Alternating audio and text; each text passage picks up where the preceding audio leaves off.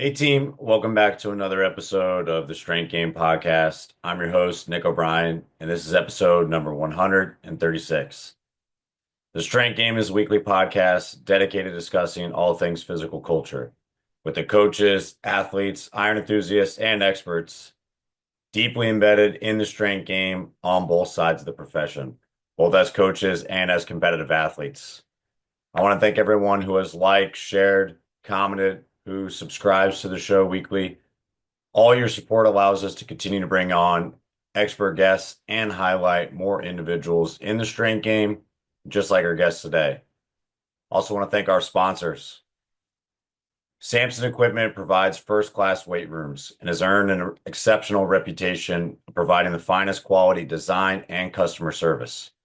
Being a direct manufacturer, the team at Samson brings full customization capabilities in not only branding, but in custom equipment needed to execute your next project. From racks, barbells and plates, benches, dumbbells, storage, flooring, and much more, Samson equipment is durable and made to order from premium grade materials, all built from scratch, start to finish. Samson equipment provides professional weight room solutions for all your strength and conditioning needs. See the Samson standard for yourself and learn more at samsonequipment.com. Also want to thank our sponsor, Cerberus Strength. Cerberus is an organization that puts the athlete first and actively works towards providing the best quality gear at an affordable price. Owned and operated by active lifters, Cerberus has quickly evolved into a global brand symbolizing quality and trust. Their ever-growing product range is used by the top athletes around the world at the highest level of competition, and every single Cerberus strength product has been designed with performance in mind, with the highest attention to detail. So if you're in the market for the highest quality strength and conditioning gear and equipment, be sure to check out CerberusStrength.com and use promo code STRENGTH_game to receive an extra 10% off your next order. Also want to thank our sponsor, Sport Kilt. The kilt is tradition dating back centuries. Worn by nobles, military, and fashionistas, the kilt has been through it all, at times banned and other times celebrated. For over 25 years, Sport Kilt has been striving to perfect their version of the Scottish classic to create the ultimate garment of fashion and function. Check out the full line of kilts and join the kilt life at sportkilt.com and be sure to use promo code TSG to save on your next order. And in this week's episode, I am joined by Connor Truhitte. Connor is the head strength and conditioning coach and fitness center director at the University of Redlands. At Redlands, Truhitte oversees the strength and conditioning department for all 21 sports, in addition to the recreation fitness center on campus. He joined Redlands in 2021 after serving the previous year as an associate sports performance coach at Stanford University, working with the football program. Truhitte got his start at Fresno State University in 2018 as an intern strength coach, while additionally serving as a sports nutrition assistant before being promoted to graduate assistant strength coach from 2019 to 2020. An athlete in his own right, Truhitte is a former college football player at the University of La Verne, a defensive captain in his senior season and two-time all-conference honors player. He continues to train following his collegiate career, most recently stepping on the platform to compete in his first Olympic weightlifting competition. Like I said, I'm excited to have him on the show today. So with all that said, let's get in the game with Coach Connor Truhitte.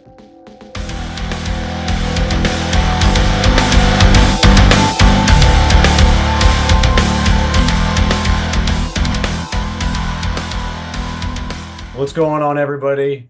We're going coast to coast. We got a good buddy of mine, old intern slash GA slash a little bit of everything, the do-it-all guy at Fresno State. We got Coach Connor Truhitte on the show. What's going on, dude? Hey, how's it going, Nick? Thanks for having me. No, man, I'm excited to catch up and have you on. Like I said, you were kind of one of the do-it-all guys. You and Henry always kind of around the facility and everything. And we've had like pretty much damn near everybody from Fresno on the show before. So we had to round it off and get you on today. So I'm happy you got to come on the show, man. Yeah, no, it's great to be here. Great to be Hey, here. Yeah, happy hey, to well, chop it up a little let's bit. start it off, man. Let's hop Yeah. right into it. Like, what kind of sports did you play growing up? Kind of leading into your own training. I know we talked earlier. You got on the platform for the first time, Olympic weightlifting. So, like, take me back to like the beginning, what went through your college career and everything, and then what kind of sparked you to pick up a new sport so late. Yeah, so I grew up like playing the typical American sports, football, basketball, did track and field, that whole thing in high school. Ended up playing football in college, so I actually went to a D3 university out of high school, played at the University of La Verne in Southern California. So I spent 4.5 years there with a medical redshirt year somewhere in the middle of that. Um, so yeah, played football there, had a great experience at the Division 3 level. Um, and then kind of made stumbled my way into strength and conditioning. My first stop right out of high school, right out of graduating, was my internship at Fresno State when I interned with Coach Ward and Coach Perez, and got to meet the whole gang there. So yeah, I fell in love. Like I've always had a love and passion for sports. Um, in high school, my freshman year, I was 5'5", 120 pounds, soaking wet, playing on the JV squad. So that was, I had gotten by like all the way up until high school, and then I was one of those late bloomers.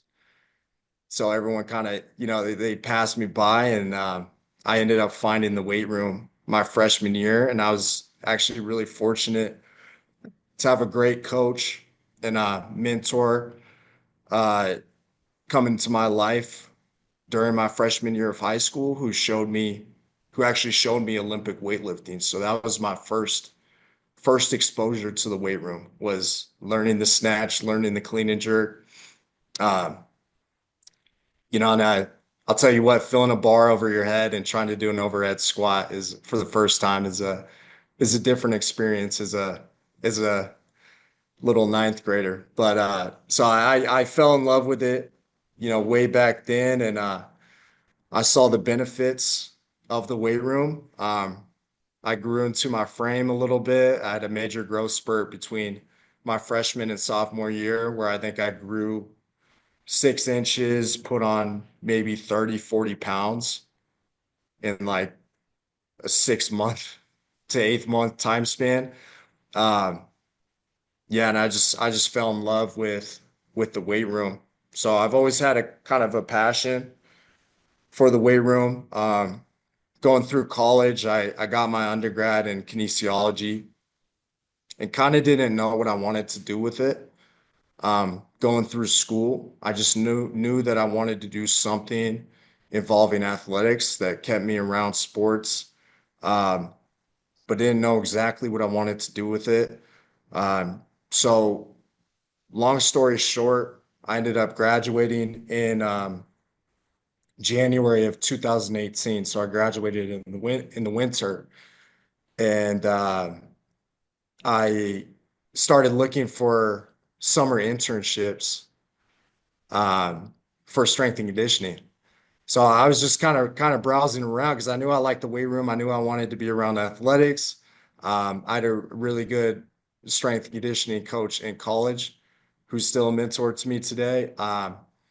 So that was one of those things I thought I could fit in well at. So yeah, I did my interview with Alex Jones over the phone and with Fresno. Ended up getting the summer internship position with football, um, which was supposed to last me 8 weeks.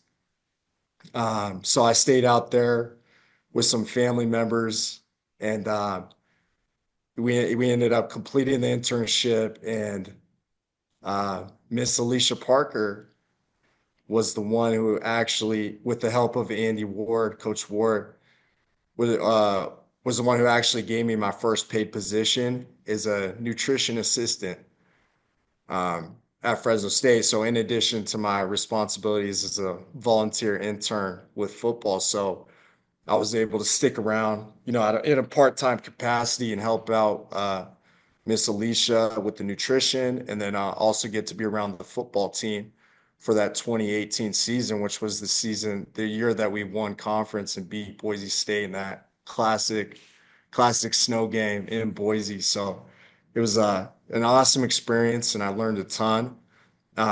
Ended up starting my graduate assistant program the very next year in 2019. Um, which led us into to COVID, where we, had the coaching transition. Coach Mack hopped on, who I'm super blessed to have had in my life, and to be able to have some experience with Coach Mack, even though it was cut short by the COVID fallout and everything else. Um, so I made my way. We went through the shutdown and all that. I think we got called back in September, and I remember this vividly, Nick, because we came back in September when football got the green light to play that shortened season, and it was like all hands on deck, helping out with football. We had the whole staff working through football, and everyone was jumping through all the hoops just to try to get the thing to go. Um, and I think I was shoot, I yeah, this was a wild experience for me because I actually talked to Sam Contorno from Stanford, who was at Stanford at the time. We had our phone call as I was driving from where my parents were living to Fresno. So that was my initial conversation with Sam, and we set up the interview and now this was on a Monday when I was coming back. We set up the interview for that Wednesday, so 2 days later. Um, so I took the interview for the associate sports performance coach for Stanford that Wednesday with Coach Perez. Um, uh, Sam Contorno was on that interview as well, and then that Friday, Coach Perez ended up saying that I had the job if I wanted it. So I think it was like a week's time when I told Coach Mack, hey, I was going to accept this position at Stanford. And then it was a quick turnaround up to the Bay because they were starting their training camp as well and getting ready for the season. So, yeah, 2020 was a whirlwind um, with everything that went down. But yeah, I ended up at Stanford for a couple seasons. It was one calendar year, but it might as well have been 2 years in the strength and conditioning lifespan. So we did the 2020 season and the 2021 season, and then found my way down here at University of Redlands. So that's been my journey up to this point. That's awesome. That's like I said, it was kind of all hands on deck. You were doing a little bit of everything while you were there. And I mean, you had so many different roles. You were wearing so many different hats. And then like obviously COVID was just a wild time. Yeah, you talk about all hands on deck. I think I went from 3 to 6 teams, and then I was still helping with football outside, and we still had the Yeah, racks. We had like 21 racks wrapped around the baseball field. It was definitely different times, and Coach Mack is wearing his Batman mask outside. It was it was a hilarious time. It was yeah, it was weird looking back on everything, but it was cool that everybody kind of got a little bit of experience with every team and was kind of involved in it. And it was a time where we got to be kind of really creative because we had to, based off the rules and kind of limitations, like with the information we had. Obviously, no one wants to go through that again, but right. to be able to come up with a plan and be able to like, especially on the Olympic side, like now, like where we have so many more teams like versus football staff where you have 5 guys and so many different staff members kind of trying to coordinate how to win football games for one team. on the Olympic side, like everybody is their own head coach. Like sometimes you might have a little bit of help, but not always. So you feel like you're not always interacting with some of the other coaches. So that was kind of the fun part of COVID was that all of us kind of had our hands in almost every single team because that's the only way we could get things done. And we were all like almost stepping on each other's toes because if we hadn't done that, we were already going kind of sun up to sundown just to get all the athletes through that were there. So it was a wild experience, but like that and top of I like remember. that on top of all of like your athletic experiences too, like it's just it's a big kind of grab pile that allows you to kind of do what you're doing now and like in charge of 21 sports over there and like fitness center director. I know we'll get into that stuff because all that experience like really serves you well to kind of manage those two hats. But before we kind of get into that, like I know Yeah. after collegiate, like you had a lot of time where you were kind of training, you were getting used to coaching and everything.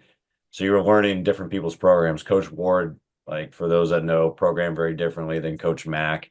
And then like Yeah. Coach Cullen and like Perez at Stanford, they even coach differently than Coach Ward does too. So most of the time you guys were doing like the football program. So like what was that experience like transitioning as an athlete away from college and then kind of doing a strength coaches program to what you're doing now, like being more structured and having like full on weightlifting experience and like competing in that now.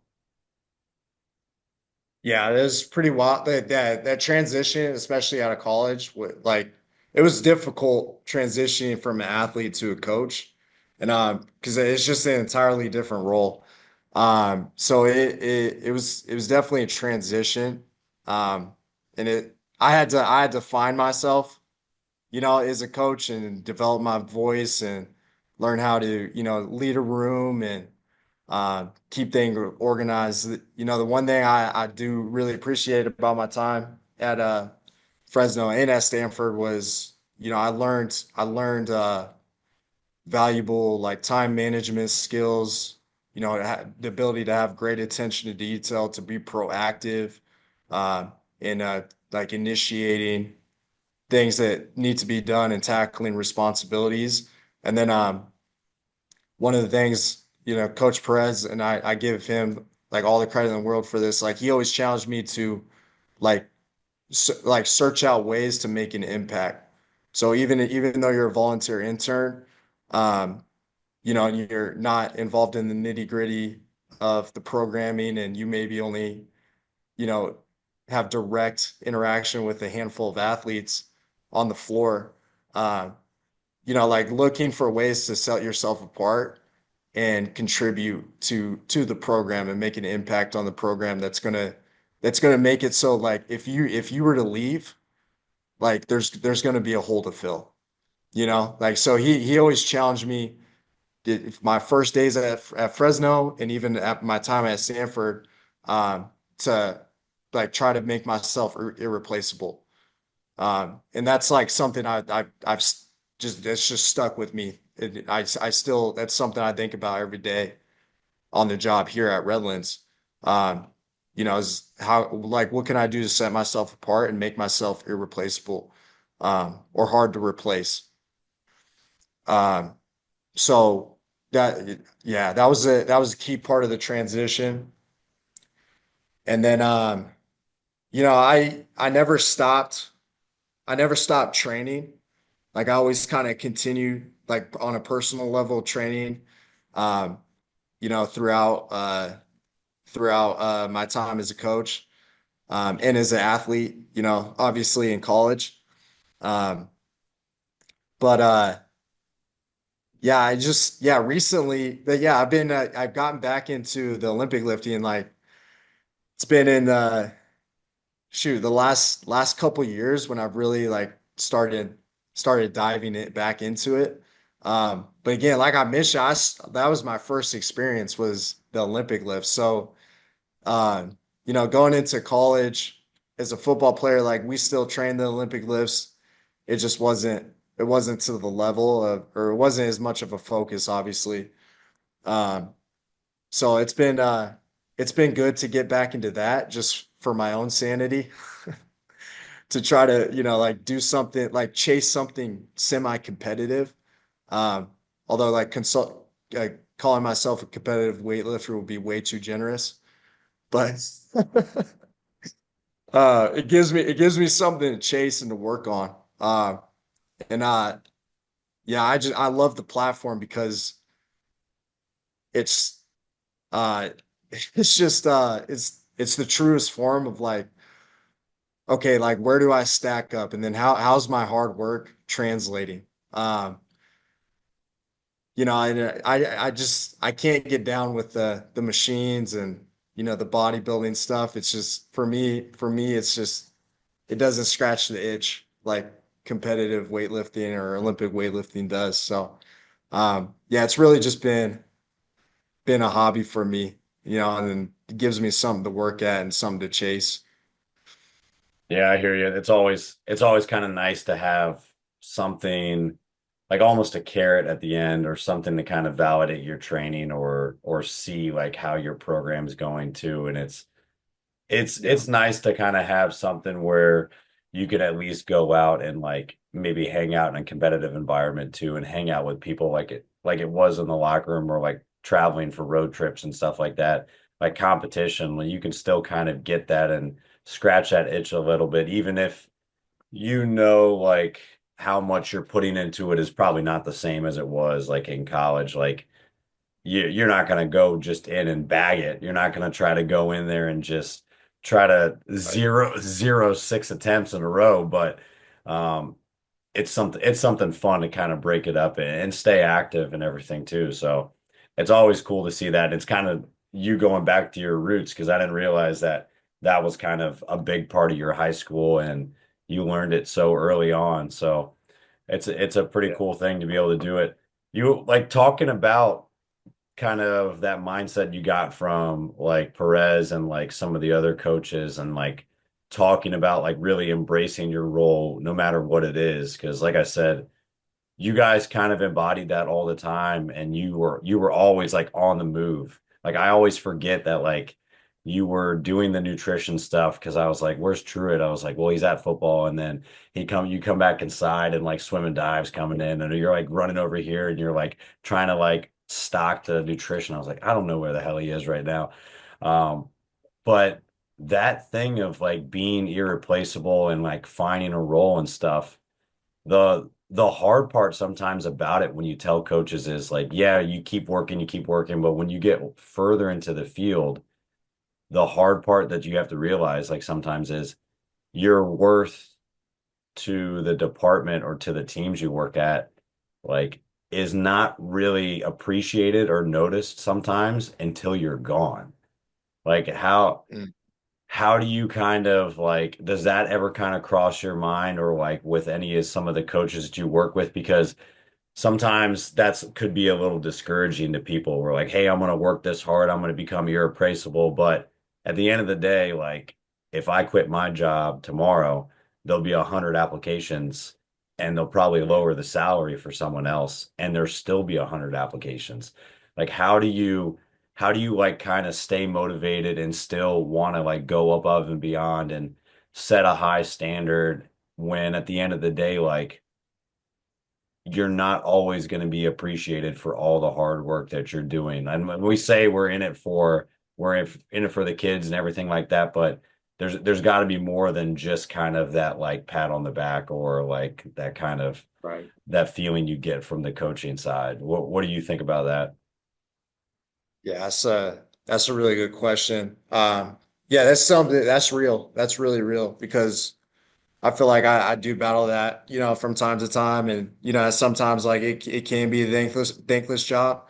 And the hours are long, and you feel like maybe the payoff's not there in the short term. Um, but I do appreciate working at this level because the Division 3 level, um, because I feel like the student athletes appreciate what you do at the end of the day. Um, and it's kind of cliche to say like, oh, like we're support staff, we're here to serve the student athletes and enhance student athlete experience. But I mean that's like I see myself, and I'm sure you feel the same way, as like a servant leader. Like as a coach, as a strength coach, I feel like that's the ultimate way to summarize like what we do. We lead, but we do it with like the heart of a servant and a servant mindset. Um, because we're always looking for ways to get the athletes better. Um, so I feel like it can be a hard balance, but um, yeah, having a clear like going back to that vision and keeping that reminder of okay, like this is for the athletes, and I'm trying to make them the best that they can be. Um, Kind of helps bring you back to it. So um,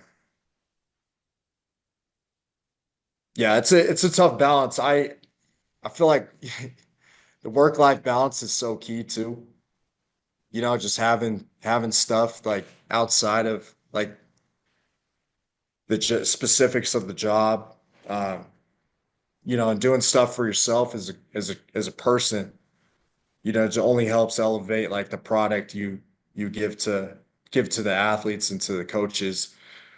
So that's been another thing I've really appreciated about, you know, coming down to this role is I have a little bit more freedom, and I have, I can make time for myself, and I could, kind of create some type of work-life balance for myself, which I think is really, really crucial as well. And kind of keeping the mission and creating like elevating the student athletes, and being there as a servant. So yeah, I don't know if that answered your question or not, but No, that's good. Like I said, it's a tough one. It's hard to kind of introspectively ask, and also like you without going to a lot of places or like kind of keeping in contact with people that left, like you really never know. Like you're kind of just guessing like what your impact is, but oftentimes like yeah, you'll come across like old players that you coached, or like you'll see maybe cross paths with other coaches and like faculty members that you worked with, and like that might be the time like when you're removed from the situation where they're like, man, we miss you, coach, or like you never like understand like the impact that you made until it's kind of gone. And it's hard to think about, but again, like you said, it kind of keeps you driving forward. It reinvigorates you to keep doing, because it's easy to kind of harp on the thankless side of it, like the long hours, the pay, or whatever kind of friction point you have at your place or within your role at your university. But the more you focus on like trying to give back and trying to improve your job and finding ways to improve your situation and like do the best at your job, is the only way you can kind of make yourself as quote unquote irreplaceable as possible. So no, you touched on it too. Like you played D3. Like I played D3, like Coach D3 was a GA. That was my first like kind of gig as well. So you know that role, and like going to Division 1, kind of getting experience and then coming back down. Like what was kind of, you talked about some of the things that were enticing to it, but like what else is kind of enticing about the job for those that like maybe have never worked in that realm? um, like what kind of are the major differences that you kind of see? Obviously, this is the first time you've been a head coach, but what are some of the differences you see, strength coaches like kind of day-to-day operations look like versus when you were at kind of the higher like FBS levels? yeah. So I think yeah, number one is just like being able to work with so many different athletes and so many different types of athletes. So the spectrum of the athletes that I see on a day-to-day basis is so much different than what I would have seen at like a Stanford or Fresno State. Just working with football. And you see kind of the same mold. When you're working football only. right? There's maybe guys with a little less weight room experience coming in initially, or that you kind of don't know what you're getting in that regards.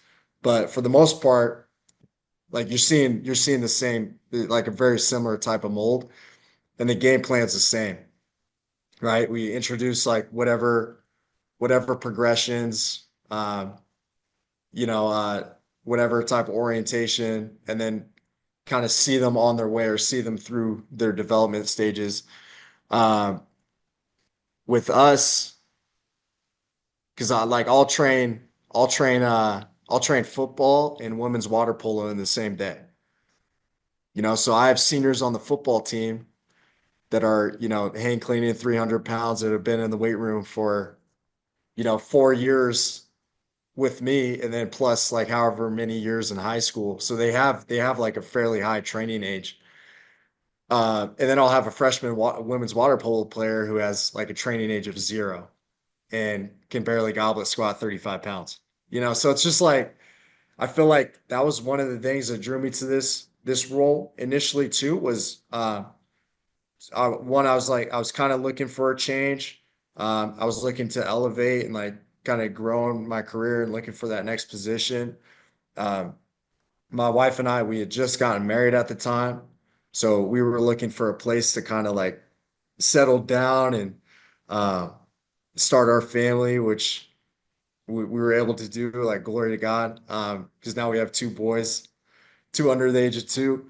So that drew me to this position, but also like I was I was excited about the opportunity just to grow as a coach, and I knew I would do that.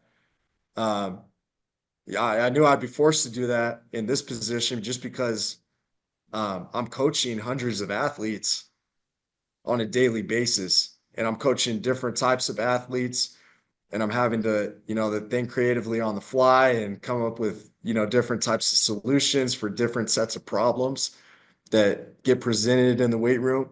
Uh, correcting movement deficiencies, the strength, like taking a look at strength levels, just all the different things like that I get to see on a daily basis that I wouldn't necessarily see, just working with one sport. Um, so I think just having that, like how it is, get better at anything. You need to have reps. So get better at coaching is, I feel like it's just, you just got it. You got to get in there and you got to coach. So yeah, I feel like being in this type of position has really accelerated my growth as a coach, and like, developing different cues and different things like that. Um, to help put the athletes in a position to succeed. So yeah, that was one of the big draws to, moving back to Division 3. Um, yeah, yeah. Yeah, there's a lot of things that kind of entice people, I think, at that level or even like out of FBS and stuff like that too. Just obviously, like you talked about, like the work-life balance and some of the commitment levels that maybe aren't necessarily like in the weight room, like some of like the practice commitments, travel, things like that, don't necessarily always just come like jam-packed into a D3 coach or a lower level like universities kind of workload just because of the amount of athletes you're working with and a lot of times kind of being understaffed or wearing multiple hats, which I know we'll touch on too, but like the hard thing like that I noticed for you that, and you can correct me if I'm wrong, that like this might have been something that was a big shift for you, not just from like the training environment and like the type of athletes and stuff you're working with, but the type of programs you were working with and like being involved heavily with football, like at both Fresno and Stanford, and myself kind of knowing how all three of those like head coaches kind of program and then just being in football, like you're so in the weeds, like you're doing so many things with the players. Like you have your position groups or you have kind of your guys, like you're doing body weight, you're doing the nutrition stuff, like you're doing performance, you're doing KPIs, like you got the Yep. GPS. Like there's all these like little things that kind of get put together. Everybody has a role to kind of like get the team ready for Saturday. and then flip everything on its head. You have 21 sports almost by yourself, and you have to run other facilities and take on head jobs. Like, how do you take like all that experience and like knowing like what you could do with your program and like tinkering all these little things to make like the perfect program for a team, and then have to simplify it with maybe less like at like skill-based athletes and then Yeah. multiply it by 20? How do you like Yeah, simplify it so you can kind of get stuff done and work with such a vast variety of athletes day in and day out? yeah, that's a great point. Because yeah, like you mentioned, like we could dive in, like at a state. That's the expectation. So like we're doing the bare minimum at like a Division I FBS school, and managing the KPIs and the nutrition, tracking the body weight, like all the stuff that you mentioned is kind of like the expectation. Uh, so that yeah, huge shift, like coming down to the Division III level where we have 45 minutes with them in the weight room, and then we got to transition to the next group. So and then like you said, like you mentioned, we don't have that expectation to like warm the team up pre-practice, or lead activation or game day warm-ups, travels, things like that. So like our role is like it's really confined to the weight room. Um, yeah, to answer your question, um, yeah, simplified is what is the answer. So yeah, we've majorly simplified. Uh, it's less less involved. I would say is like the programs we had at like Stanford and Fresno State. And I just try to keep it simple. So Kevin Vanderbush, he's a high school strength coach back in Indiana. He has this quote. Um, as saying he doesn't coach everything that he knows. So like he coaches every like what the athletes need, or basically just tries to keep it simple. And that's like something I could really resonate with. Because we don't have access to catapults. We nutrition isn't really that big of a factor at this level, or we don't really have control over that side of performance. Um, so like there's a bunch of things that I've been able to learn and pick up along the way that I don't really utilize because I just try to keep it really, really simple for the athletes when they're in the weight room. So um, we've just simplified. We've simplified and tried to make it efficient, and then also just you give them the minimum effective dose in the weight room, and then it's just meat and potatoes. So we just try to cut the fat and just give them what they need to try to maximize that sort of time span that we have with them. Yeah, that's 45 minutes and then like kind of treating it almost like an assembly line. It's Yeah. everybody else will look at it and say it's not ideal and be like it's not, but it's the best thing that we can do. And I remember my last year as a grad student, I had football, men's lacrosse, women's lacrosse, and baseball. Football was four groups, men's lacrosse was two groups, women's lacrosse was one, and baseball was two. So if I got the unlucky day where I had all four teams on the same day, I was on the floor for like 10 hours straight, or like 10 hours of like just straight coaching, like as sporadic as it was going to be. And a lot of them were like back to back football. Back to back football is not the greatest, not the greatest Yeah. thing, but like it's just kind of what you have to do. And I remember looking back at those programs and like I would not be happy about them, but at the end of the day, like that was kind of the best thing for him. It was the best thing I could do with the equipment we had, the type of athlete we had, the timing we had. So there's a rationale for like why stuff is done, but I think you did a good job in like understanding that because and you definitely know a lot more than you're kind of able to put in there, but you're gonna end up talking to them for 40 minutes and you're only gonna lift for 5 if you tell them all the things you know rather than just coach them up on the stuff that you have planned. So for sure. you had a Yeah, good kind of plan with it all. I feel like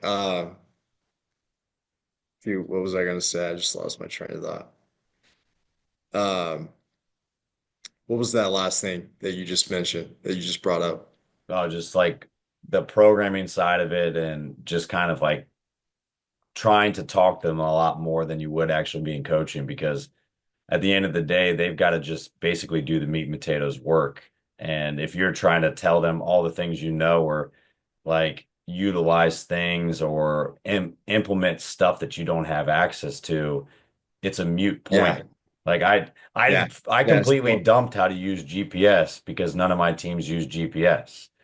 And yeah, when I get GPS again, I'll reteach myself how to use it. But there's no point in kind of talking with my athletes about those things if it's not something that we have access to. And you're kind of the same way. Like, why would you get in the weeds and do like tons of FRC movements or like do body weight and stuff with a team that only comes in once for 45 minutes? Like do the things, minimum effective dose, do the most important things first, and you can always build yeah, off of that.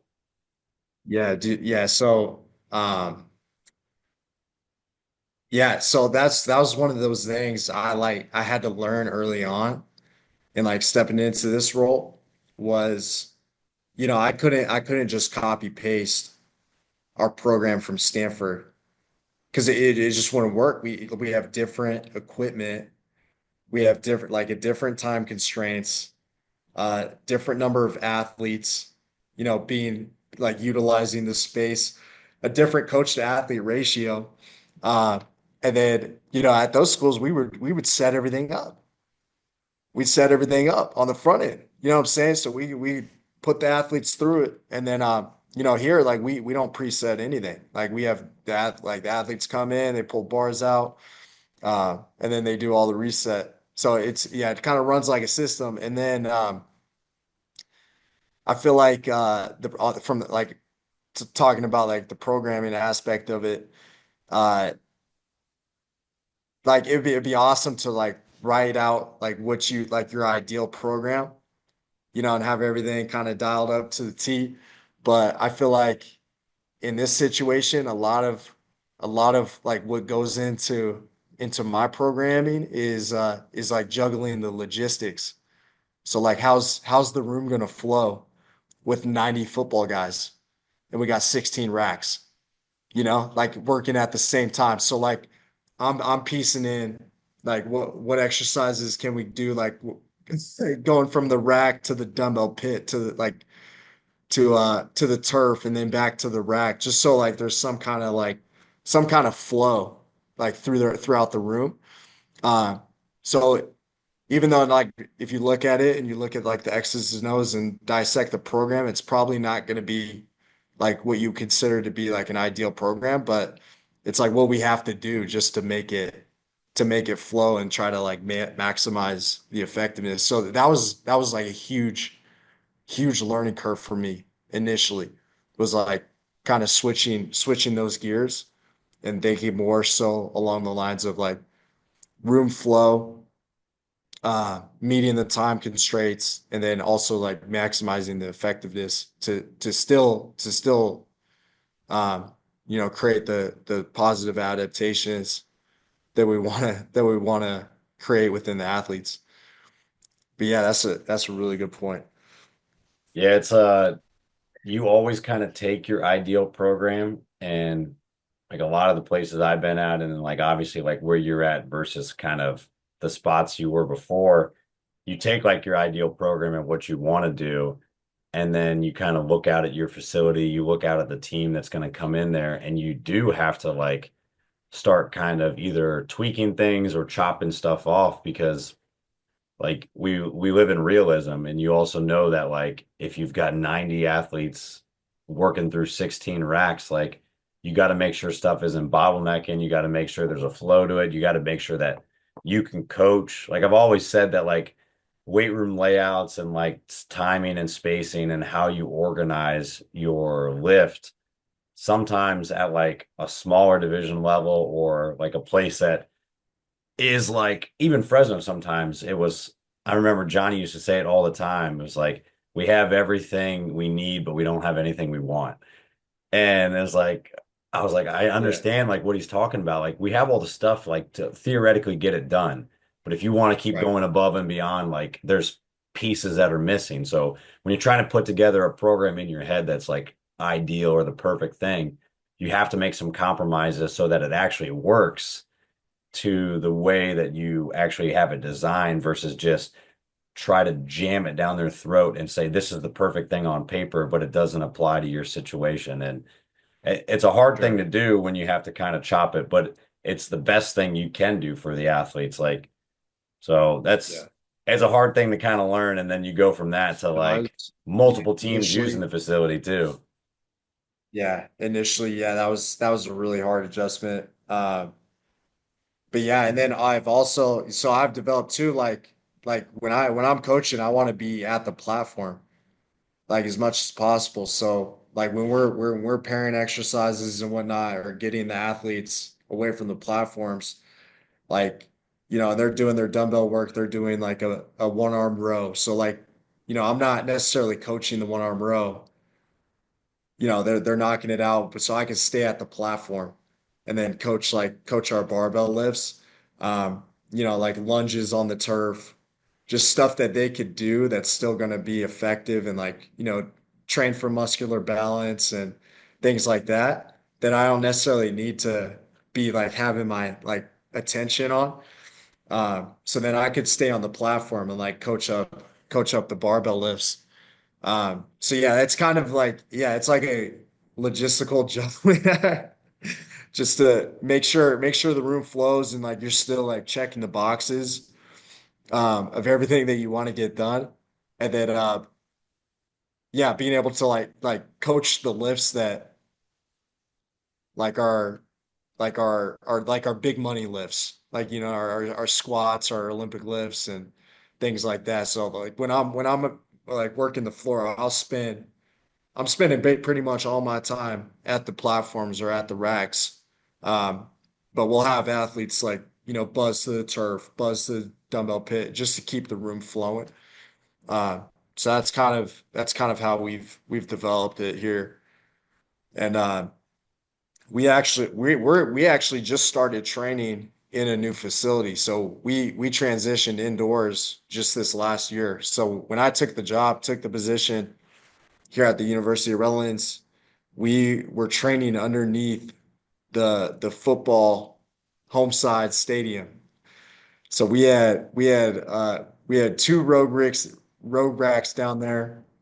So we can make like 12 stations at the rack. And we have a roll-up cage that rolls back underneath the stadium. So when we were down there, it was bars, it was bumpers, it was dumbbells, it was kettlebells, and that was it. That was it. So we're just, like we're training the barbell and we're doing dumbbell stuff for unilateral work and posterior chain stuff and whatnot. Um, but yeah, so that's like learning that really, that really led to my you know, um, making that adjustment from a programming aspect. And then I was super fortunate to be involved in our weight room remodel over this last summer. So we had a it was technically our fitness center that was laid out with we had I think three like old school Samson racks. We had a bunch of Paramount and life fitness machines. So like those old school uh, pin loaded machines. And we had that old Mondo like tile flooring, like the real slippery material. So we gutted all that out, and I was able to kind of be a part of the layout process in the conceptualization process and um, able to work with the vendors on how we wanted to lay out the room, what we wanted where, um, and X, Y, and Z. So we now have inside we have 16 platforms and 16 back-to-back half racks, and we got two bars per rack.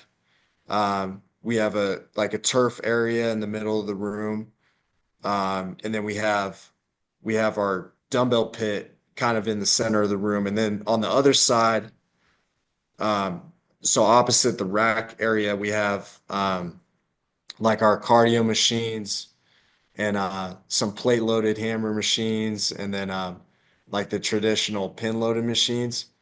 Um, so we still kind of share the facility with Gym Pop or with Rec.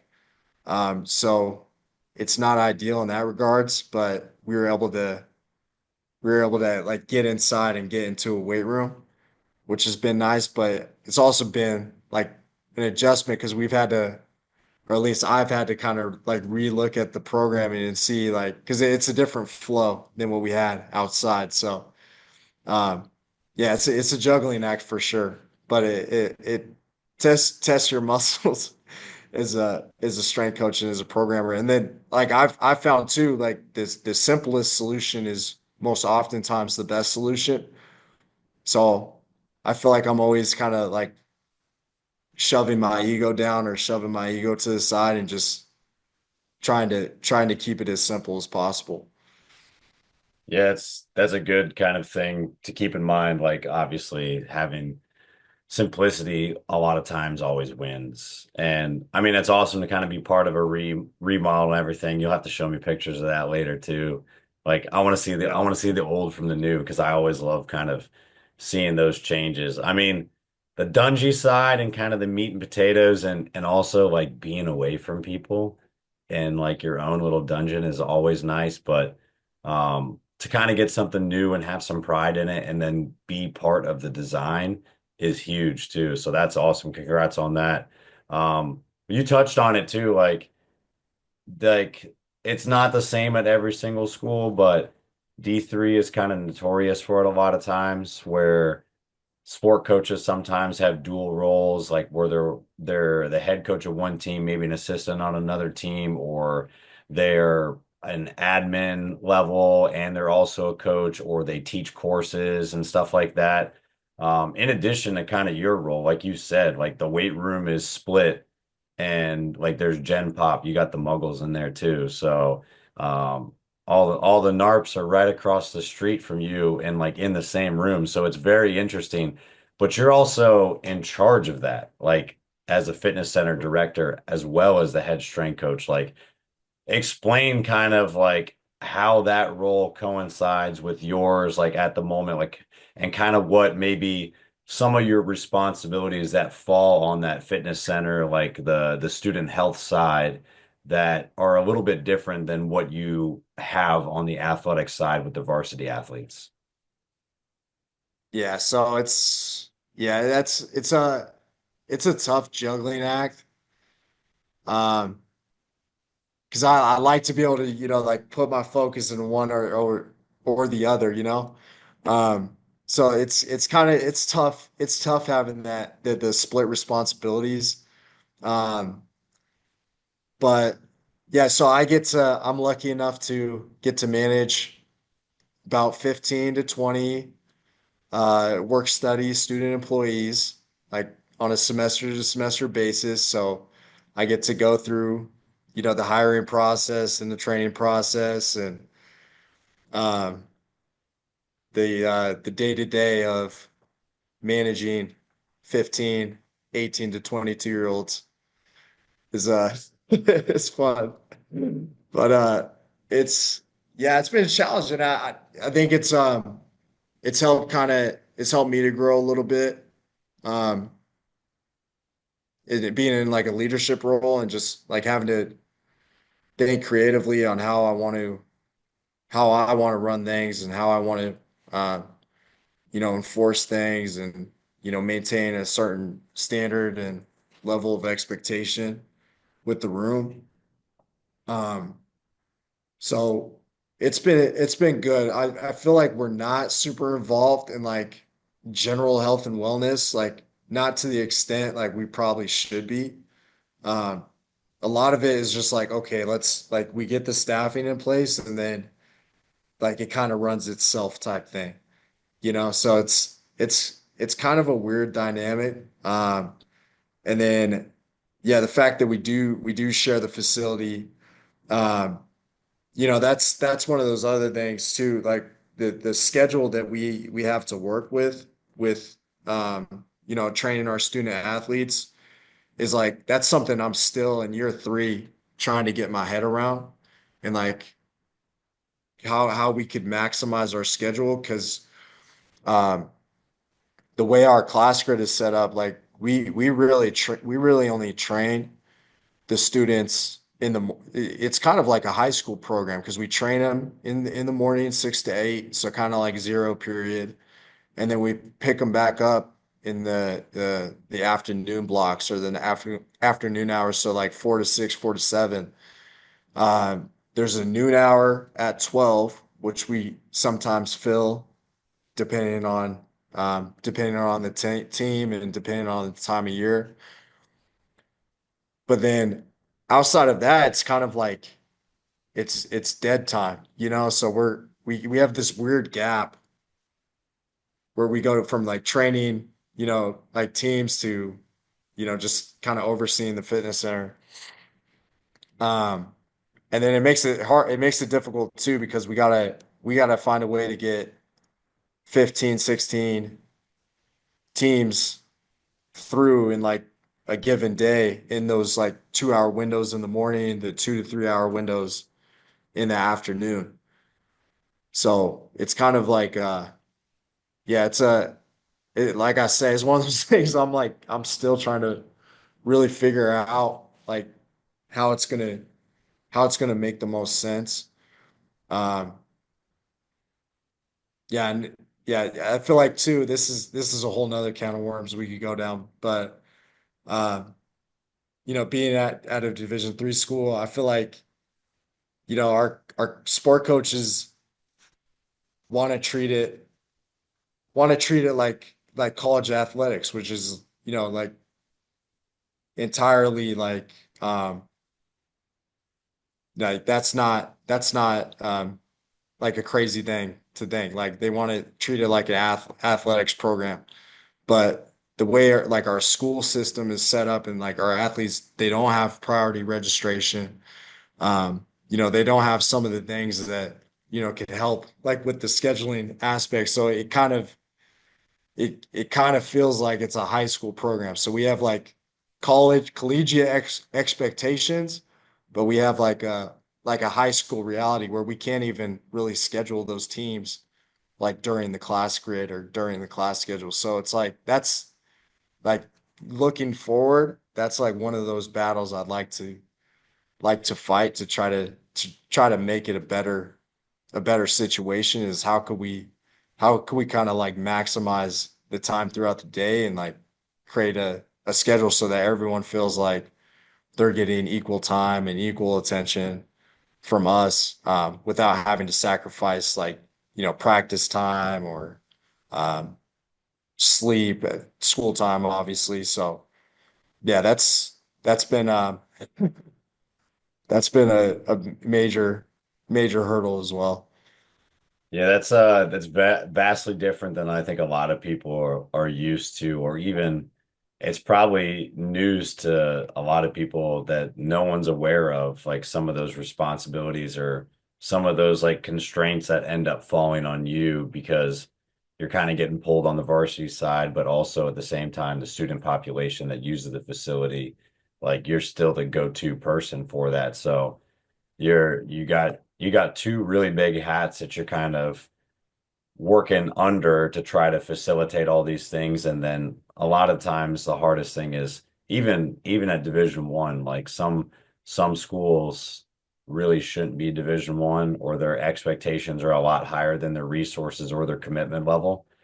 And Yeah. that's where things can get really frustrating. And I know, like, from your experience, there was probably a lot of things that, like, when you stepped into this role, like, you were going to be unaware of, and like there's no way to learn them but learn them on the fly. Like, Laverne is, like, for you when you were an athlete, like, did you notice kind of some of these things, or like see your coach wearing so many different hats, or like understand that, like, hey, it's D3, like it's off season, it's spring football, like I don't have to be there. Like, I'm not required to be at lifts. And like, did you see some of, like, these kind of nuances that you're starting to learn about, like, within your role, that are way different from when you were at, like, the Division 1 level, that maybe you're starting to put the pieces together from your time playing now that you're coaching at the same level? Yeah, for sure. But I feel like it's totally different. Like actually having to be the ones to think up solutions and you know uh you know figure out figure out the best way to do it. So yeah, I think it's definitely there. Like athletes sharing the weight room at the same time and utilizing like utilizing the space that you have, like maximizing it. So like we would always fill the room at La Verne, and we do the same thing here. We fill the room at University of Redlands. So like if we could get two teams in at a time, we're gonna get two teams in at a time, and like we're gonna have a packed house for 45 minutes to an hour. So um yeah, the other thing, so like the time constraint. Um, because we only see them for maybe 3 days a week for 45 minutes. So we're not guaranteed that we're gonna get a full 8 hours with them in the off season. And then Division 3 rules are a little bit different because we don't like off season is technically discretionary. So we can't necessarily make the lifting mandatory unless the team is like using it for those the non-traditional their non-traditional time in the off season.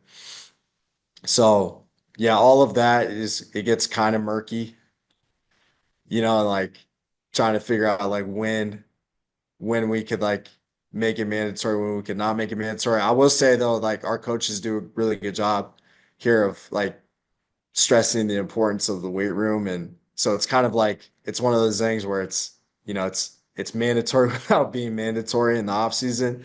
So fortunately we don't run into like too many major issues of athletes just totally disappearing for like an entire semester, and then we see them again in their in season. And it's like that hasn't been a huge issue here, which I can imagine that's a problem at other places. I can see that being a problem at other places.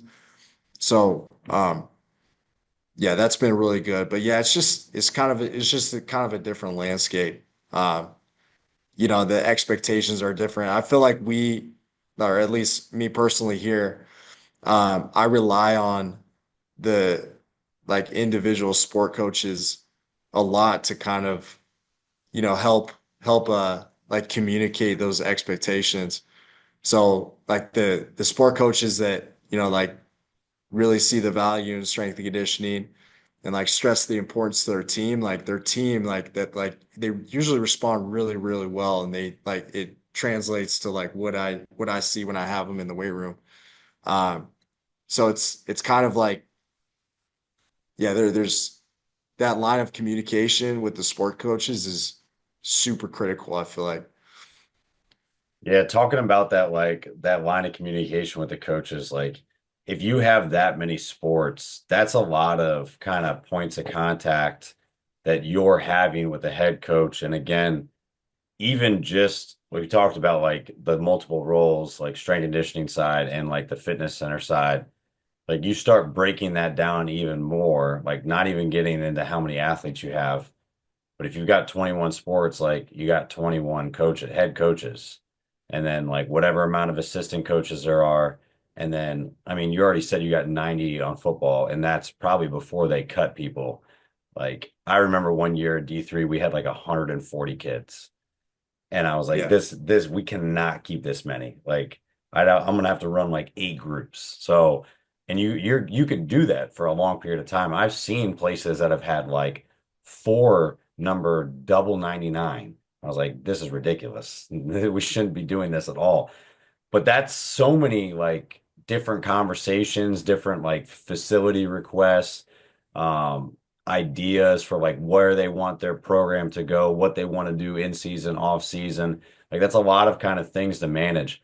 Like from your time, like I know year one was probably hectic, but going into year like 3 and 4, have you found any ways to kind of like maybe meet with some of these coaches or streamline the process, whether it be like facility design or like requesting things, or even to the point of you can't know every single thing about every single team and like their culture.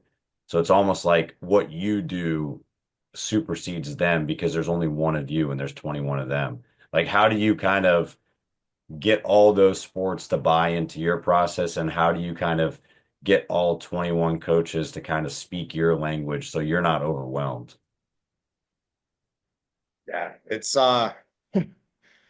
Yeah. It's tough. I feel like having the coaches in the weight room, just having them be in the weight room is huge. So like it's one thing to meet and like communicate like what my standards and expectations are for the athletes when they're with me.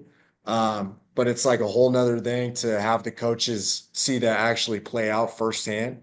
So like we encourage with the coaches like at least make it a point to like be in the weight room and see what's going on. Because I feel like that helps a lot. And then yeah, just keeping that line of communication open and trying to maintain, short touch points because we don't really necessarily meet with the coaches. Like uh we don't have those like formal interviewer meetings like on a regular basis or pre-term meetings on a regular basis. Like at well, shoot, even at Fresno State, I remember we had like beginning of the year meeting with the swim and dive team that was like, had all the different departments kind of laying out like what the semester was going to look like. So we don't get to meet with the teams in that kind of setting. Like we just get them in the weight room and then it's like, okay, day one, like here's how this is gonna run. And like here's like what our standards and expectations are gonna be. Uh, and then I think just making sure the coaches are aware of what that's going to look like too. So um, like attendance is a big one. Like if you're going to show up, you're going to show up on time, which is going to be like usually 10 minutes early. Uh, so we could get rolling, you know, like when the clock hits, we're starting right away. And then my expectations for the athletes in the weight room is um, I call it FE squared. So uh, I expect them to have focus. So basically, be where their feet are and be present, engaged, and then have great energy. So don't be an energy detractor, be an energy contributor. So contribute positively to like the energy of the room, and uh, rub off on the people around you and be a great teammate. And then the last one is give great effort. So, I really don't care how much experience a person has in the weight room or an athlete has in the weight room. Um, as long as they give me their best. Their best is going to be enough, but their best is required every single day or every single time they're in the weight room. Um, so yeah, those are the things I relay and echo to the athletes on a daily basis is focus, energy, and effort. Um, and then that way, if one of those is lacking, then like I can make a point to like say, hey, we need to correct this. Like I need you guys' focus, or like we need to be more intentional about the type of effort that we're giving on this drill or X, Y, and Z. So, yeah, that's one of those things. And going back to the programming piece that we were talking about is just like keeping it simple and like keeping it like very, very crystal clear on like, okay, like this is what it's going to look like. This is how it's going to run. So when the athletes come in, they kind of know what to expect. They know what's gonna be going on. So, um, yeah, and then from the coaching aspect, it's like, okay, like making sure the coaches are at least aware of like what the expectations are in the weight room. And then like I said, we have really good coaches on staff. So um they've been good about like kind of reinforcing that with the team because we don't deal with a lot of disciplinary stuff. If like an athlete is late or super tardy or misses entirely, like we'll kind of handle it to an extent. But a lot of that stuff we kind of like give it back to the coaches because we want to just focus on like we want to be focused on like that little amount of time that we actually do have with the athletes, um, versus like constantly having to be the um, disciplinary police and whatnot. So Right. yeah, that's kind of been my approach at least. Yeah, early on that was one of those other things. That was a big adjustment. Um, I think too, like if I could go back and do it all over, I would. And this might be one of those things too, where it's like stuff I've just picked up and developed, like being in this role. But if I could go back and do it again, I would like really, really try to make it a point of like uh laying out what my values are as like a person and a coach. So then, like stepping into the role, I know exactly like what I want to portray and like the culture I want to create within the weight room. Because I feel like what you get in the weight room is kind of like a reflection of who you are as a coach and a person. Um, like you've heard the adage, like you either coach it or you allow it. Um, so yeah, like that was one of those things like early on, I didn't necessarily know what my values were, or I didn't have that super defined. Um, and since being in this role, I've been able to kind of like figure out like what exactly is important to me as a strength coach and like lay out those values and like be able to communicate that to the athletes and coaches. And I feel like that's been a game changer because now there's like a certain level of expectation. Uh, so yeah, advice to my earlier self would be definitely like start to think about like what exactly is important to you. Because I feel like that goes a long way.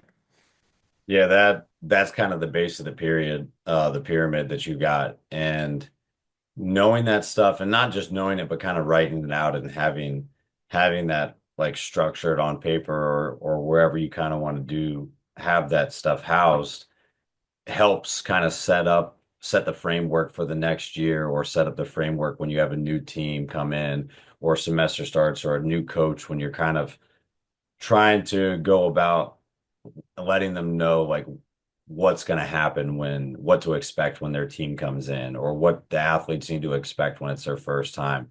When you kind of have that overarching goal of like, these are my values, these are kind of the expectations and the standards that we want to uphold, it sets the groundwork for now, okay, now we can get down to business and actually these are the X's and O's of how we're going to train while still kind of making sure that these standards are upheld. And if you don't ever write them out, then they kind of fluctuate. They're always supposed to meant to be kind of like ever evolving and organic and kind of have life to them, but you have to have 90% of it is always going to kind of remain the same. You're just kind of putting small little tweaks on it as you go.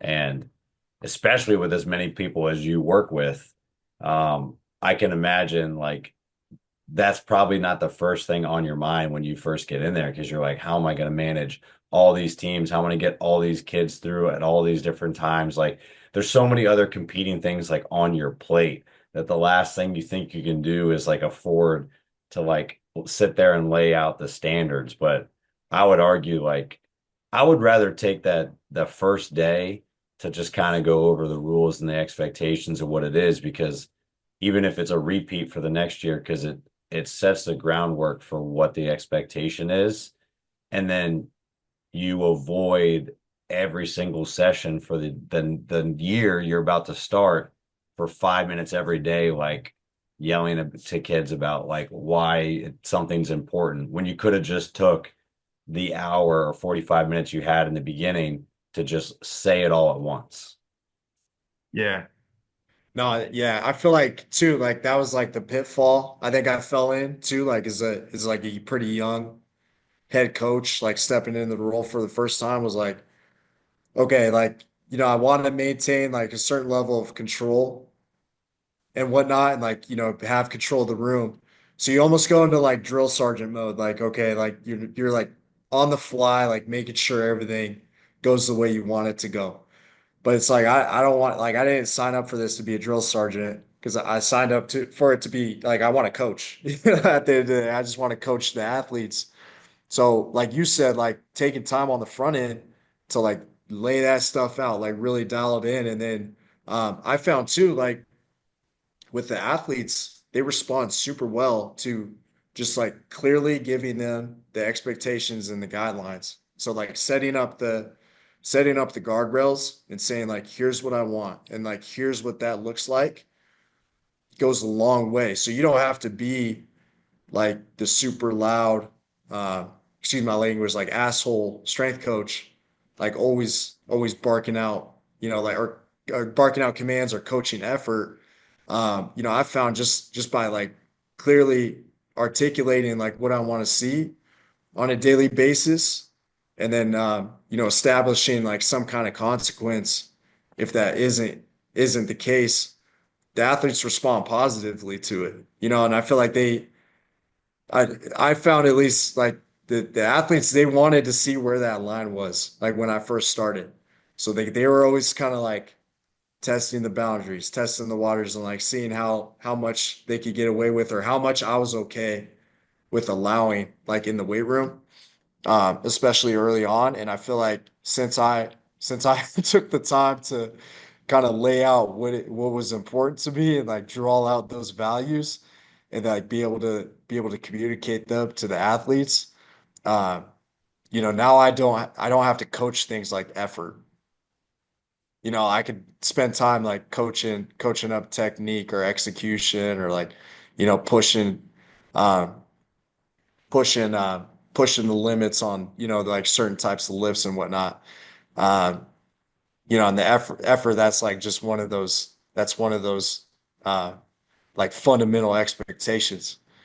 Uh, so yeah, like that's one of those things like you learn out of the experience, and that's one of those things, the biggest things I've learned in my time here in this position. And if I could go back and do it all over again, I would have spent time, with Coach Mack or asking him questions. I would spend more time in Coach Carroll's office, asking him questions, Coach Perez, and like just like starting to put together, Coach Ward too, starting to put together like everyone that I ever had access to, starting to put together like, okay, like what are the things that are important to me, and like figuring out like where I could draw from all those like really great coaches that I've been able to be under. Um, because me being the dumb young strength coach that I was, like thinking, okay, yeah, I could do this, and then getting thrust into a situation where now you have 100 football guys, and like you have to make they have to execute the program, But if you don't have those guardrails in place, it gets really difficult. Uh, anyways, if I could, I would go back and like have that stuff laid out on the front end. And that, like you said, I would have spent less time like worrying about like the X's and O's of the program and more time like on the cultural side of it, like figuring out how I wanted to define like our culture as a strength and conditioning department. Yeah, it's a hard lesson to kind of learn, and like I mean I've fallen victim to it a couple times too, just kind of either drifting away from what are my like principles and like what my values are, or maybe working with a staff that like kind of conflicts in it, because that's a hard one to deal with too, where like one of your values is not necessarily a coach's value. So what you're doing in the weight room kind of gets wasted when it goes out to the field for practice. That's always a hard one to deal with, but if you're a little bit more disciplined and like your attention to detail in the weight room is a little bit higher than what's happening on the field, then like Yeah. you can't be too hurt about it because you can only control what you can control. But like when you're talking about that, the best thing you can do is at least set framework down and like set some of those kind of guidelines you were talking about to make sure you're steered in the right direction. And those things like you're already naturally doing, they're already like kind of fundamental to who you are and how you coach. You just have to kind of find a way to formalize that and put it into some sort of verbiage so that it's on paper and it's something that you preach to every single team and then every single day you uphold that stuff because like I said, it's going to continue to grow, but if you're not kind of embodying those things or enforcing those things all the time, then like exactly like you said, then you're allowing the opposite of that to happen. And if you say that's one of your values, that's one of the things that you told all your coaches and players about in the beginning of the year, but then when you go up and it's actually time to execute and you don't do it, that's when they're gonna like try to cross the line. That's when they're gonna start kind of toying with you and seeing what they can get away with. And it might not be on purpose or intentional, but Right. because you're not following through on those like guidelines, like kind of those bumpers, like if you're bowling, like if you don't have those up to kind of steer them in the right direction, they're gonna go in the gutter like every single time. And you're always going to get kids that go right down the middle, but you're going to get some of the other ones that go in one direction, and they're going to pull a lot of people. And you've got enough things going on your plate and enough athletes going on that like a lot of people can get lost in the shuffle, and you won't know that the culture has shifted or things aren't going well often until something big happens, and it's almost too late. Right. Hey, so Right. like talking about like kind of building that stuff and then like some of the mentors and everything that you had like throughout your career, like you're in a kind of a different situation than a lot of the people that you just mentioned. But it doesn't mean you can't like kind of lean on them for like advice and kind of help. Like, what do you kind of do to work on like kind of sharpening the sword? Like, what are some of your resources or maybe other people you kind of reach out to for advice? I know you said like your mentor at La Verne, like is still someone in contact with you as well. Like, I don't even know, you guys might even be in the same conference and stuff too. So you probably play each other often. Oh Yeah. yeah. Yeah, but who do you kind of talk to or what are your kind of resources to kind of get more involved, like not just as a coach, but like as like the fitness center director, like a mentor, a leader, because you're doing so many different things. So where do you go to kind of improve each day? Yeah, that's like something I'm definitely trying to grow in is like be better at like be better at the networking aspect of it because I realize how important that is. Um, Not only like for like creating opportunities, but just like being exposed to different ideas and different methods and different way of doing things.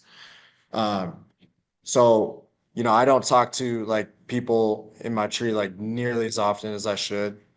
Um, so that's one of those things like I definitely know I need to grow in. I do like I've been I'll read a decent amount. So, um, you know, I I pick up books now and then. And I've really been into like a lot of like the leadership stuff and, like building culture and like, I've been really fascinated with like developing like some of those things we were talking about, like core values and, uh, standards and expectations, from a leadership aspect. So I feel like that's kind of where my head's been at recently. Figuring out how I could continue to develop the culture in a way that's like going to yield the best results. And make it a place where where the athletes they actually want to be, you know. Uh, yeah, we luckily so we do have a continuing education budget here, so which is really awesome. So I'll get out like look at certifications from time to time, and go to local conferences and seminars and that type of stuff. But yeah, an area that I think I definitely need to grow in is like, I think you get the most information just from having like conversations with, other people with, different experiences and oftentimes more experience.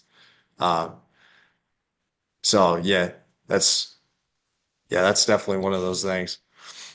Yeah, it's I mean you have enough people like in that area too. Like it's a couple stone throws away to kind of go drop in and see other people in action. It's just we always know like the time of the season and like all the other commitments you got on your plate, like it becomes difficult to kind of do those things. But I think you're doing all the right stuff. Like you've got a pretty dense coaching tree, and then like we said, like there's a couple degrees separation from people people I know, people we've kind of worked with.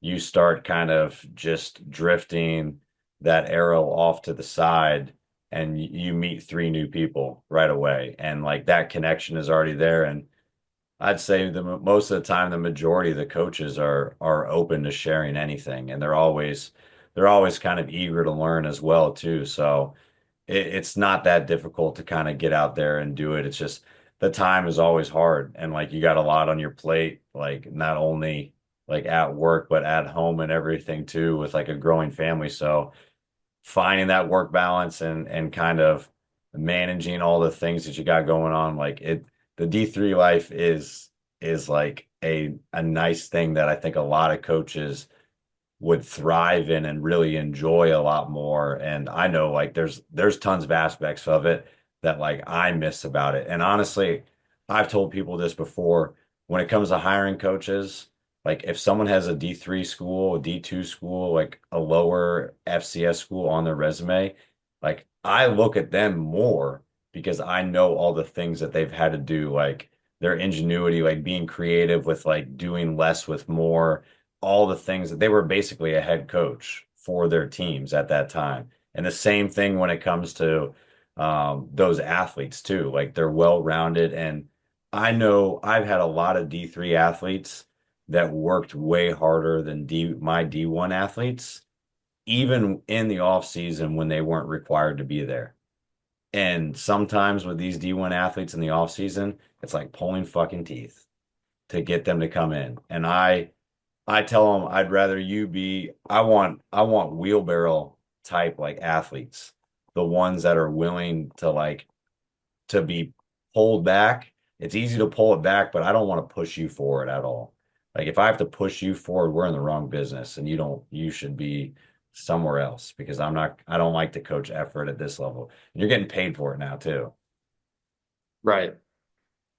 Different life, man. But no, it's awesome to kind of hear with stuff you going on. So, I mean, keep shaking those trees and keep growing where you're at. But hey, man, like any good training session, we got to end the show with a finisher. So I got 4 quarters, 4 questions, and I'm gonna give you overtime just for old Fresno State sake. But go rapid fire with it, and you could shoot from the hip Okay. quick. Or Yeah. if you got anything, feel free to expand on it. But you ready for the first one? Yeah. Let's do it. All right, first one I got for you. Biggest influence in the strength and conditioning profession. Shoot. It'd have to be, yeah, I don't even know where to start. Coach Ward, just because like he gave me my first opportunity. So I got to see like how to operate like firsthand, like at a really high level.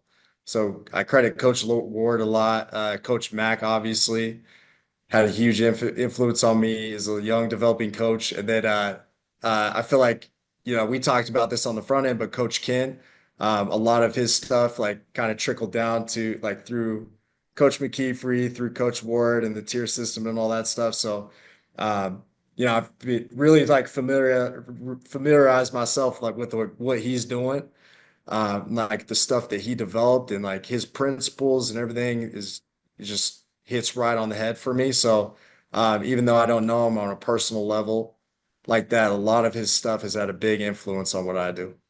Nice. Well, those are some big coaches, so those are always kind of good to kind of have in your corner for sure. Hey, so I know you got a lot on your plate, but when you're not coaching, when you're not training, you're not kind of getting ready for another competition or anything like that. What are some of your hobbies that kind of re-energize you and get you out of the weight room? Holy cow. At this point, it's it's just spending time with the kids and spending time with the family.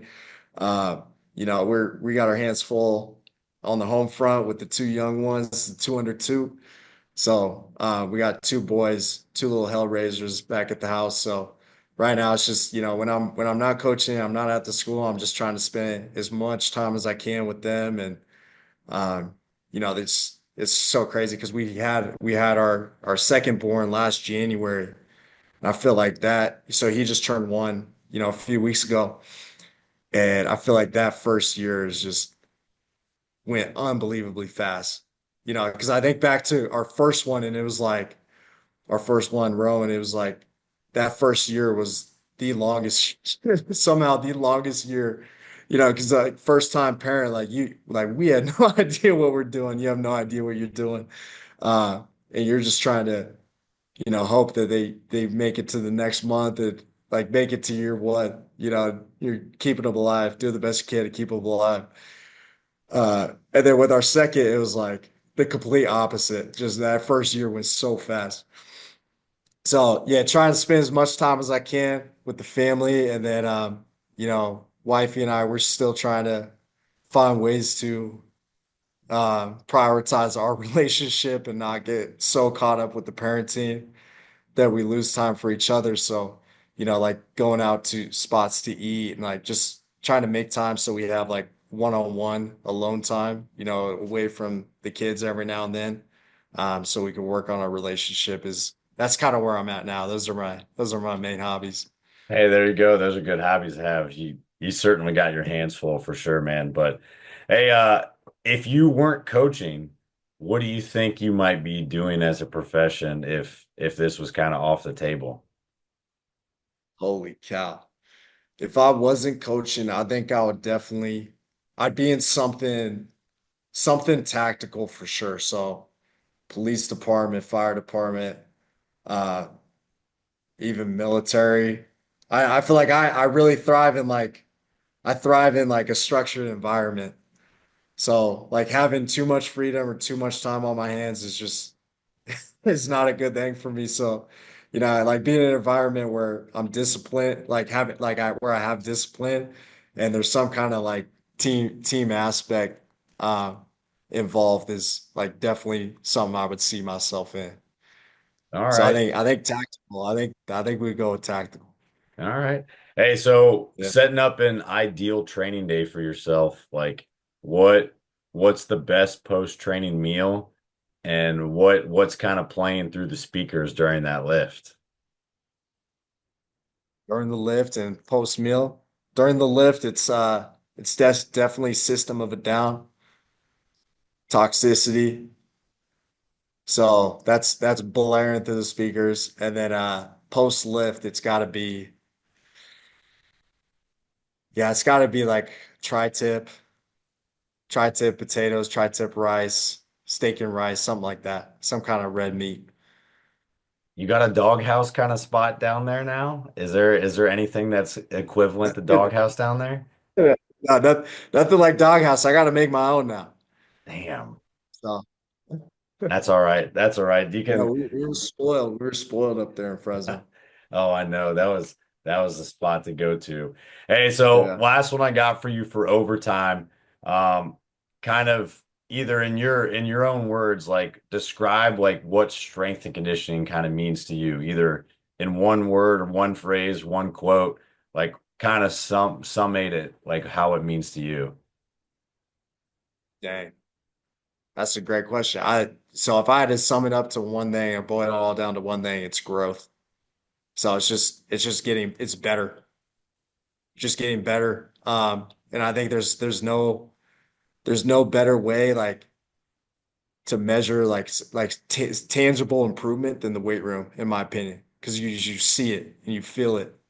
Uh, and when you do like bust through a plateau and like reach a new PR or improve in some aspect in the weight room, I think there's no better feeling as an athlete and as a coach. Like when you help somebody else to do that, like I feel like there's uh there's little that compares with the feeling of helping somebody towards improvement and like reaching that type of thing. So yeah, growth is what I would sum it up to. That's awesome. Yeah, I couldn't agree more. That's a great way to kind of put it up. And it's a fun feeling like to be on the athlete side and kind of see the progress and like get to celebrate those things. But like being on the coaching side is pretty damn sweet too, because you're involved in everything. You're not kind of you're doing the work in a different manner, and you get to step back and kind of see them like go through the trials and tribulation of it. So when they inevitably do like get through that plateau or have a big PR and like see them excited or like score a big goal or have like a big team win, like it's all that much sweeter, like kind of being a part of the ride and like seeing all the hard work that they did to kind of be able to showcase all their hard work and then have that success. It's a pretty sweet feeling. So growth, yeah, So definitely growth is rewarding. good. Yeah. We had so last fall we with football, one of my favorite athletes, his name is Clell. He's like a 235 just brick house, just built like a brick. He uh he did in the preseason, he did a three he PR'd at 345 on a power clean. And so juiced up, we went up for a chest bump. My feet leave the ground and I chest bump him, and like I think there's a video of it somewhere, but he almost put me on my butt. But yeah, it's a great feeling just see guys like reach new heights and new levels. And uh yeah, as a coach, like you said, it's a different type of reward for That's sure. awesome. No, that's awesome, man. That's and like you said, having all those touch point and having all those different athletes and different skill levels and different experience in the weight room, like you're seeing those PRs a lot. You're seeing that growth and you're taking some people that have maybe never been in the weight room. You're taking some like that have been doing it all their life and trying to like get that last like squeeze out that last like 1% of edge that they can to kind of be as successful as they can on the field for 4 years. It's a pretty cool feeling to kind of be a part of that in a small way. So that's awesome, man. Like I appreciate you coming on today. Like I said, it was great to catch up and kind of see what you've been up to. There's been so many changes from like our time at Fresno. So I appreciate it, man. Hey, for anybody that's got questions for you, kind of want to follow along, see you get back on the platform, see what you guys are doing down at University of Redlands. Like where can they follow along and get a hold of you? Yeah, so because if anybody that knows me knows that uh I'm not the best when it comes to social media. But anyway, so we do have a page. Redlands Strength is where we try to broadcast like what we're doing from a strength and conditioning aspect at the University of Redlands. So Redlands Strength on Instagram, and then my personal profile is Coach underscore True TRUH on Instagram. And then yeah, so Hey, hopefully one of those things when we're talking about growth, one of those aspects of getting more engaged and more involved on the social media front. But yeah, that's where yeah. Instagram is really the only handle I have.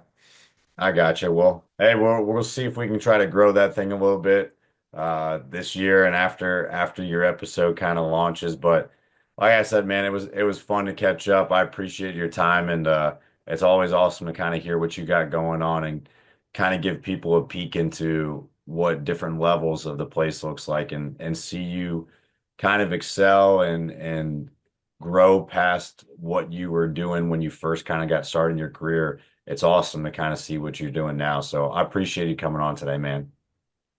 Yeah, can't thank you enough for the time, Nick, and always love talking with you. Awesome, man. Well, we'll keep in touch. We'll talk soon. Yeah, for sure. That's it for this episode of The Strength Game. Thank you again to this week's guest and to our sponsors.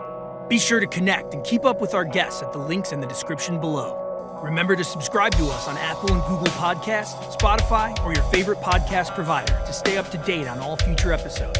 Also, check us out on YouTube and CoachO'Brien.com, where you can find all the video versions of these episodes, as well as show notes, episode schedule, and much more. Comments, ratings, and reviews are always welcome and appreciated. Thanks again for tuning in, and be sure to join us next week for another great episode of The Strength Game.